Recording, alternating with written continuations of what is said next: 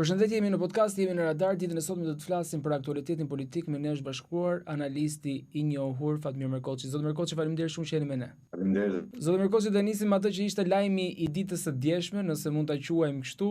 Kishte një deklaratë nga zonja Iliriana Kuçanaj, e cila i quante mulizimi i partisë dhe kërkonte që të hiqej dorë nga ajo.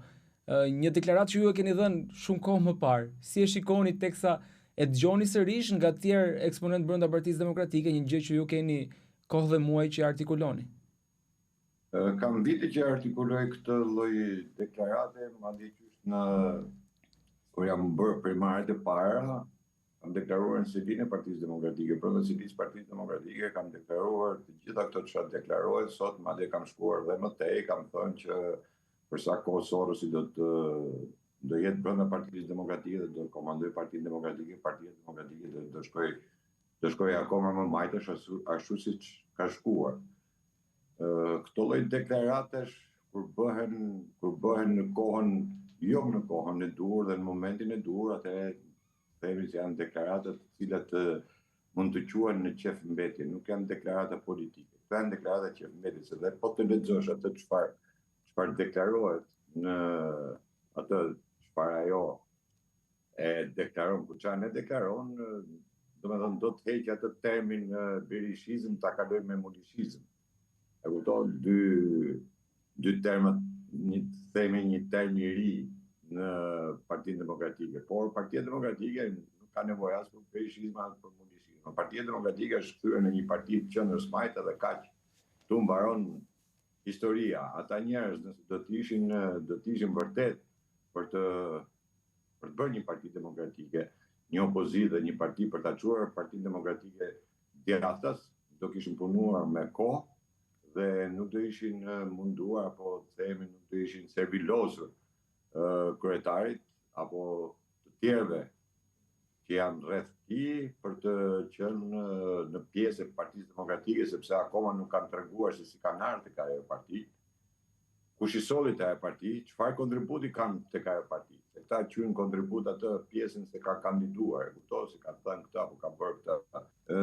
Këto persona duhet të ngriheshin atëherë në kohën e duhur, në momentin e duhur, në momentin që nuk ngrihen. Unë e kam thënë edhe prapë them që brezi 30 vjeçar është ai brezi ka shkatruar Shqipërinë dhe politikën shqiptare, është po ai brez që do shkatrojë politikën dhe Shqipërinë bashkë.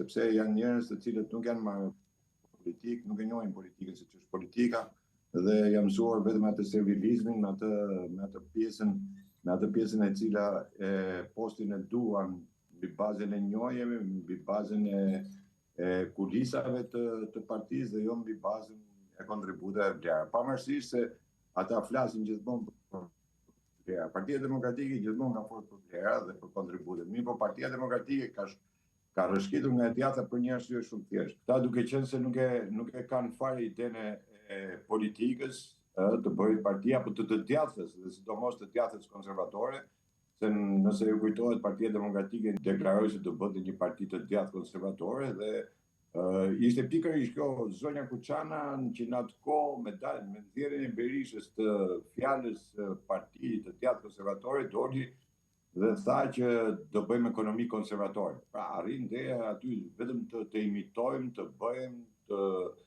të dukemi, domethënë, por nuk kanë gjë konkrete, nuk kanë gjë me baza. Unë nuk di se aty kanë kërkuar për shembull që pse në Partinë Demokratike nuk funksionojnë fraksione siç janë në të gjithë partitë e djathta apo partitë konservatore, të cilat pretendohet se janë modra. Zotë Merkoçi, ju njiheni si një person që i thoni gjëra drejt për drejt, çfarëdo që ato mendoni, edhe nëse kanë kosto nga pas. Ju thatë pak më herët që Partia Demokratike është kapur nga sorizmi, nga Soros, por nga ana tjetër, Sali Berisha e godet Sorosin edhe me deklarata publike. Është pjesë e lojës kjo, apo është naiv zoti Berisha dhe nuk e din që Sorosi ka hyrë në shtëpinë e tij? Në 2005 Sali Berisha ka ardhur me Sorosin pushtet. Si nuk e din? E miku Sorosit. Si nuk e din? E din që ç'kemë te. I gjithë kopi ka qenë i Sorosit. Ka qenë marrëveshja e Berishës me Sorosin që e erdhi kopi. Kopi i gjithë është i Sorosit. Si nuk e di ka. Po nuk e di se Berisha se unë ja kam kërkuar publikisht, edhe drejt për drejt, po dhe publikisht, ku kam thënë që të bëni një kërkesë dhe hiqini titullin qytetar nderi i Sorosit nga Bashkia e Tiranës. Se Bashkia e Tiranës e ka qytetar nderi, Tirana ka qytetar nderi Sorosit. Kam thënë hiqini emrin e George Sorosit në Rogozhin, në kopshet apo çerret e Durrësit. Unë kam thënë publikisht këtë. Si nuk e di që ç'ke me to, nuk është naiv Berisha. Berisha do dhe i bën. Nuk është naiv Berisha. Ose merrni Berishën naiv. Kush e merr naiv Berishën nuk pas ka kuptuar asgjë. Jo, Berisha do dhe i bën. I Leverdis të mbaj ata dele aty. Ata që ngajnë dorën gjithë. Ata që janë pjesë e partisë punës, e sigurimit të shtetit aty, ty ke Sorosin aty, ke gjithë brenda. Se iku Partia e Majtës. Kur kemi kriju Partinë Demokratike, e kemi kriju me bindje të djathta. Ne kemi kriju për një opozitë, se po t'ishte për të majta ishte. Komunizmi ishte. Marksizmi-leninizmi aty ishte. Ne krijuam një parti me ide të djathtës. Dhe çuditërisht partia, çuditërisht në themelisht shkoi majtas. Dhe përpjekja ime kjo ka qenë, unë pse nuk kam kërkuar ndonjëherë në postë të Partisë Demokratike. Unë edhe kur mora pjesë për t'ju treguar se çfarë është konservatorizmi, unë isha personi i cili deklarova se që kush do zgjidhet dhe që do të kaloj edhe në balotazh për të treguar që ja po bëjmë zgjedhje. Pasioni nuk e hapi gojën. Ata që janë aty mëna që sot flasin. Të tjerë. Si që ka Berisha në i di Berisha, gjitha i di. E di Berisha, edhe kur bëra unë bashkimin e PD-s në zgjedhje lokale. Me Berisha kam folur. Dhe në atë moment Berisha më thotë mund dakord dhe pastaj era telefonin tha aty s'keni për ta firmos marrëveshjen. Pastaj sepse kërkote që këtë marrëveshje ta bëte vet, pra Gaz Balin edhe e mori vet. Gaz Balin tjetri. I mori vet, edhe e gjyti fitoret vetën. Që nuk e i di Berisha, gjitha i di. Nuk është Berisha naiv. Berisha do dhe i bën. Zotë Mirkoçi, Berisha thot gjithmonë që ky është rikthimi im i tretë. Kemi parë që në të kaluarën është larguar, ka dhënë dorëheqjen, ka pas rezultate zhgënjyese dhe është ringritur më i fortë. Pse kësa herë nuk po ringrihet më? Po nuk është larguar asnjëherë Berisha nga PD. Në mënyrën absolute nuk është larguar asnjëherë nga 17 janari i vitit 1991. Dhe deri më sot Berisha nuk është larguar asnjë ditë nga komandimi i Partisë Demokratike.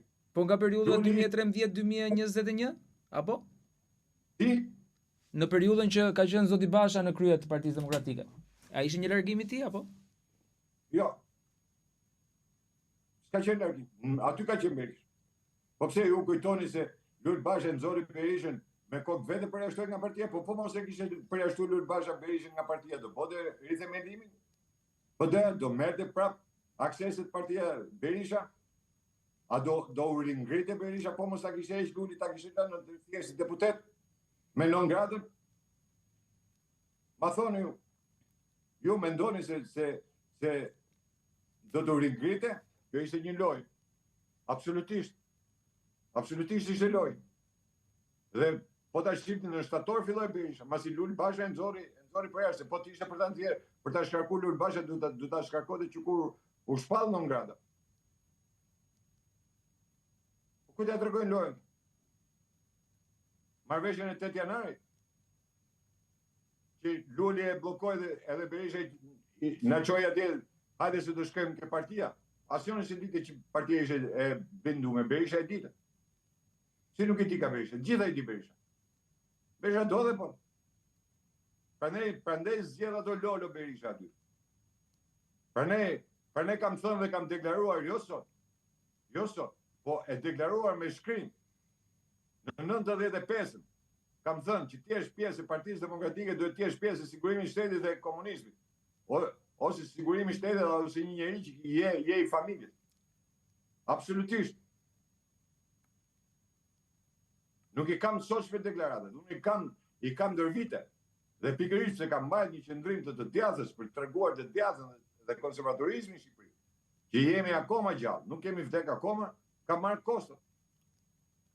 E vërtet, ama zoti Mirkoçi sa i takon këtyre kostove që ju thoni, pse persona brenda Partisë Demokratike heshtin, edhe pse gjithmonë Partisë Demokratike, por jo vetëm partive politike në Shqipëri, po i mungojnë intelektualët duke si ku kanë frikë nga politika dhe zgjedhin të qëndrojnë larg. Nuk kam frikë, por nuk i afron njeri. Po ignoranti do të afroj. Ai që nuk ka bërë absolutisht asgjë dhe vetë deng pa markë aty, siç vinë deng pa markë dhe ikin deng pa markë. Ike deputet që vinë deputet, bëhen deputet edhe ikin. Ju e keni parë, ai bëhet deputet, fut kartonin në xhep dhe thotë unë jam politikan. Ai s'di se çfarë është politika. Kam pas tavolinë, kam pas në emisione. I kam thënë vetëm shpjegoni çfarë është politika dhe s'di ta shpjegojnë. E këta quajnë vetëm politikan, po pra ne ka shku ky vend në këtë drejtë. Se partitë politike janë thënë, domethënë janë thjesht një organizat interesi personal. Jo të popullit, interes personal. Sa vjet kam unë që kërkoj minimumin etik, pse se vendosin ta? Se nuk duan, se duan ta marrin popullin të varfër. Madje për të rikthyer, nuk kujdes edhe publikut keni protestuar i vetëm përpara kryeministrisë. I vetëm me javë të tëra dhe urdhët në të gjithë mediave që mos t'jepesha, mediat i kisha jo më larg se 50 metra, si ishin te gjykata kushtetuese. Edhe të kryesia e kuvendit, sa. Edhe të kryesia e kuvendit. Dhe nuk vite absolutisht as i media sepse kishin marrë urdhër.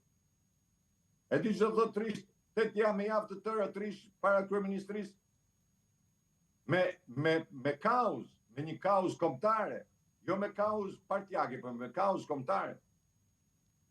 Dhe absolutisht asi nuk fliste. Dhe Berisha e ditë shumë mirë dhe nuk fliste. Kjo është opozita që kërkojnë këta. Prandaj të them, Berisha i ditë gjitha. Mos mendoni se Berisha nuk di gjë. Po mos e bëni si Rama, që Rama thot, hajde dardha mbrapa shpinës time dhe në të njëjtën kohë që ai komandon. Të gjitha ai komandon. Ju mendoni se bëhet një ndërtim apo një firmë apo një gjë pa dijenin e Ramës, pa pëlqimin e Ramës, pa miratimin e Ramës, me shkrim apo me gojë nuk ka rëndësi. Qartë, thënë këto zoti Merkoçi, mendoni që do të ketë një rikthim të zotit Basha në skenë, sepse kishte edhe një takim të tij në Washington. Ktheni Sorosin prapë vëlla, le të kthehet Sorosi prapë. Basha është Sorosi vëlla. Po Basha është Sorosi. Basha ka ardhur në krye të Partisë Demokratike, po ja u them edhe herë, në Krahas Montana është firmos marrëveshja Sorosi Berisha. Lul Basha u caktoi që do jetë pasardhës i Berishës. Po si është mundë, vjen një njeri deng pa marrë, bëhet ministri Mençi, ministri i jashtëm, ministri i transporteve, kryebashkiak, bëhet kryetar partie pa asnjë kontribut. Kush e solli? Sorosi e solli.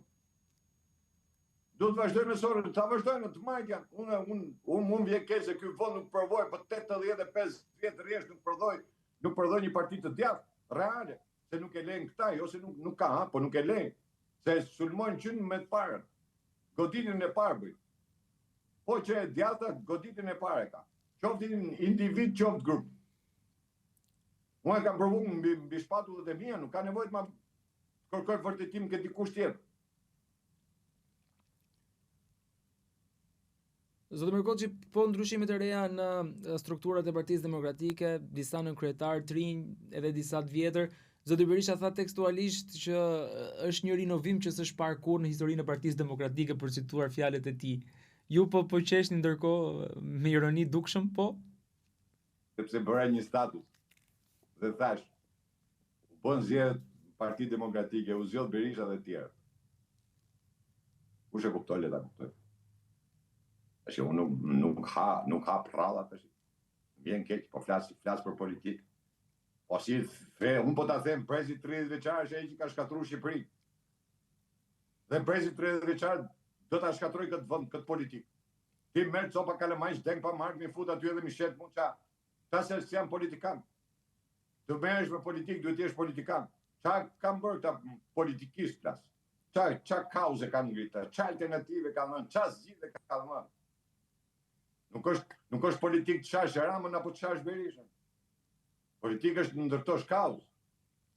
Politikë është t'japësh alternative dhe t'japësh zgjidhje. Ça kanë dhënë ta? Qofse njeh dikë nga ata aty. Ça janë ta që vinë deng pa mark, vinë aty? Zoti Merkoçi, në këtë kuptim, nëse do të marrim këtë lloj logjike, a është e derigjuar fakti që zoti Kliçi fitoi ndaj një figure si Luciano Bocci që ka një lloj kontributi në Partinë Demokratike? Po, një gjë, largimet kështu bëhen me po që ky i ve këtë. Po pse ju mendoni se fitoi vërtet ai Kliç që e ka. Po e kam pas aty, amanet keq. E kisha pra të primare. E shkoti kapti njerëzit se ka thonë Berisha duhet të jem unë kryetar, kandidat. Edhe Erion Velia bëri festë më të madhe kur ky u zgjodh për të qenë kandidat. Dhe darga u shtru në sau atë natë. E thanë shqyqyr që nuk na doli ai tjetri se do na fikte derën. Çfarë flisim? Janë të mrumë, për ne thash zgjidhet Berisha dhe të tjerë. Janë gjithë të mrumë. Atë që do me largu Berisha i largo, nuk është hera parë që Berisha i ka bo këto filma. Nuk është hera parë që i ka bo. Ka bo gjithmonë. Pastaj i afro, se duhet shkosh t'i bish derës, tankohesh, të lëpihesh, bëhesh. Normal, që ka funksionu PD. Dhe për ne është në të drejgje. Nuk ka emër të ri aty, nuk ka asnjë emër të ri aty, as të ri as vjetë. Ata janë të gjithë enturazhi që kërkon Berisha ta mbajë. Bjem dakord që opozita është një lloj pushteti. A i shijon Berishës pushteti opozitës? Berishës i leveltismë është pushtet, edhe opozita është pushtet. Berisha konsolidon atë partia e parë opozitare dhe kaq. Kaq, deri këtu shkojmë. Nuk shkojmë më tepër se sa kaq. Dhe prandaj nuk është e rëndësishme se kush është pjesë e nënkryetarit, sekretarit përgjithshëm më the thash. Pra nuk ka për sa kohë nuk ke një parti demokratike e cila anon paktën të merrte një farë drejtimi të djathtas, sepse aty nuk ka asnjë të djathtë. Kjo është e gjitha. E gjithë pjesa kjo është. Aty ke LSI-ja opozicia, aty e komunista, Spihuna, Soros, Draghi, gjithë aty i ke. Republikanët deri diku. Si? Republikanët e zotit Mediu? Çfarë republikanë zoti Mediu është vetëm aty. Zoti Mediu ka hongër me votat e Partisë Demokratike apo gjithmonë deputet. Zoti Mediu gjej kongresmen në një rol i çon ta bëj kaj fotografie dhe thot kam mirë me kongresmenët amerikanë. S'ka qenë një herë i ftuar në kuvendin e republikanëve, askush nuk ka qenë i ftuar. Këta ftojnë, shkojnë atje, se ke ajo lutja e mëngjesit është me lek. Paguajnë lekë dhe shkojnë ke lutja e mëngjesit të thonë na kanë ftuar në Amerikë. E kuptoj çfarë politike bëjnë këta apo jo? E kuptoni çfarë politike bëjnë? Po ta them, dhe dalin dhe thonë për 36 vjet kush ka qenë i ftuar kur është bërë kuvendi i Partisë Republikane në Amerikë. Me që këta e kanë shumë lidhje. S'ka asnjëherë s'ka qenë. Ke demokratët po kanë qenë. Edhe Luli ka qenë bilet. Po. Zotë Mërkoçi, protesta që ka hyrë në ditën e saj të 47 e ka dobësuar Partinë Demokratike dhe opozitën apo e ka forcuar? Po ç'a lidhje ka proteste me Partinë Demokratike apo me askën s'ka lidhje. Ka lidhje me vetveten, është një protestë e cila unis e iniciuar nga, ta them, motrot që iniciuar nga Europa, e sajuar dhe iniciuar nga Europa. Unë kam bërë një shkrim ku kanë thënë Cezari me Pompejin, betejën e bon në Shqipëri, edhe Europa me Trumpin, beteja që kishte me Trumpin e zhvilloi në Shqipëri. Se si është e mundur që një protestë që bëhet në Shqipëri, vinë gjithë mediat e botës, e japin live, e japin faqet parë në vend me dhonë, faqet parë luftën që bëhet në Ukrainë apo Hormuzin që është pika më nevralgjike e ekonomisë botërore. Ata japin protestën në Tiranë, pelikanët që si njeh njëri se kush janë pelikanë pa leje tash. Edhe ajo protestë është protestë majtiste, aty janë gjithë majtistët, e sponsorizuar dhe financuar nga Europa dhe nga ambasadat dhe nga të gjithë qeveritë europiane të cilët kishin një përplasje me Trumpin, arritën ta bëjnë të madhe dhe po t'i shofësh në Amerikë të gjithë demokratët, ata që janë pjesë e kandidimit, të gjithë fjalimet e tyre i nisin që Trumpi po vjen pronat në Shqipëri, po grabit pronat, familja Trump po grabit pronat në Shqipëri. Kaq u dote dhe kaq u bë ajo lloj proteste. një protestë e cila nuk ka kërkesa ekonomike. Ajo kërkesa ka të gjitha kërkesat politike, të gjitha janë kërkesa të cilat i kërkojnë partitë e llapajt, partitë e qorrit, partitë e shehit, qoftë edhe Partia Demokratike i kërkojnë ato lloj kërkesash, kodi zgjedhor, kërkojnë financimi partive, anulim paketës maleve, rishikimi i investimeve në zonat e mbrojtura. Nuk kanë lidhje me popullin, nuk kanë lidhje me kërkesat e popullit. Populli nuk ka bukë haj, nuk shtyn dot muaj. E kupton? Pra nuk ka asnjë lloj kërkese ekonomike. Një protestë. Zotë ju keni marrë pjesë në protestë, jeni zhgënjur? Patjetër, jo unë e kam thënë që ditën e parë këtë që po them sot. Qartë. Dhe unë shkoj shoh protestën, jam aty, unë jam për çdo protestë, nuk ka absolutisht asgjë, unë jam kundër protesta, por kjo nuk është për protestë e popullit. Pra, sepse ti për sa kohë nuk ke të përfshirë, supozojmë, nëse ti do kishe kërkesa parë për mua në këtë protestë, marrë kontakt, jo se e kam si kaos, po duhet ishte minimumi. Jemi vetëm në fund e Europës, si pretendojmë futemi edhe në Europë, dhe nuk kemi caktuar minimumin etik, i cili në Shqipëri më minimali është 5.000 vjetra. Dakor? Mi po çfarë ndodh me këtë? Me këtë ndodh që ti nuk frenon shpopullimin në një farë mënyrë, sepse nëse njerëzit kanë bukë nuk do ikin. Rregullon ekonominë, rregullon tregun e punës. Pjesa tjetër, nëse do kishe një kërkesë për biznesin e vogël, nëse do kishe për biznesin e mesëm, nëse do kishe kërkesa për fasonerinë, për naftën, për energjinë, atëherë po, jam plotësisht dakord, sepse ta harrojnë një gjë që kërkesat ekonomike kthehen dhe janë kërkesa politike, ndërsa kërkesat politike nuk kthehen në kërkesa ekonomike. Nuk e di a ma kuptuat drejt. Po, qartë. Me këto kërkesa që janë politike totalisht, sepse pika parë për shembull është Rama jep dorëheqje. Rama jep dorëheqje nuk është kërkesë. Rama jep dorëheqje është dëshirë. Po jo kërkesë. Se kur bën një kërkesë duhet ta argumentosh. Duhet t'japësh disa gjëra. Edhe thu, në bazë 1, 2, 3, 4. Kjo ka ndodhur në 91-shin kur ne nuk e kishim ide, dilnim nga diktatura. Dhe kur bëm revoltën e 91, protestën e 91-shit, që Partia Punës kishte fituar 70% votave, ishte në mars fitoi 70%, në prill ne filluam protestën. Po kur kemi filluar protestën, kemi filluar me 17 pika ekonomike. Dhe mas një muaj, pa mbush muaj, Nano detyru me dhënë dorëheqjen. Po kam qenë edhe në bisedime me Nano. Kam qenë edhe takime. Nuk ka që ti jep dorëheqjen dhe unë nuk negocioj me ty. Do me thënë, kjo është absurditet. Por, si protestë, në përkras ka si gjë, çdo protestë, bëhet unë 36 vjetë në rrugë, në protestë. Nuk kam problem. Por, edhe kam thënë dhe prapë them, që kjo lloj mënyre, energjie e shpenzuar është e gabuar. Për sa i përket fitimit që mund të ketë populli në këtë protestë, fitimit që ka Shqipëria në këtë protestë. Nëse ti kërkon ta ndryshosh vërtet qeveritë, qeveritë bien në të gjithë botën bien me kërkesa ekonomike. Nëse bëhet një kërkesë një protestë në Greqi, pyetja parë që bën thua është bërë protesta në Greqi. Çfarë ndodh? Dhe në moment që është bërë në Greqi atëherë çfarë ndodh? Pyet për çfarë? Ai thotë se është rrit çmimi i kësaj, se është rrit çmimi i kësaj, se është rrit çmimi i kësaj. Protesta që u bën në Serbi është motamo. Si motamo? Motamo se ata kanë 18 muaj që rrinë protestë. Mirë po, studentët nuk kanë kërkesa ekonomike. Edhe atje, partitë e opozitit si qisin për jashtë, njerëzit i nxjerrin për jashtë. 18 muaj dhe Vučići nuk jep dorëheqjen. Se është politike. Dhe ai sot unë do ta jap dorëheqjen mas 2 muaj. Se atëherë kam un planin politik për ta dhënë.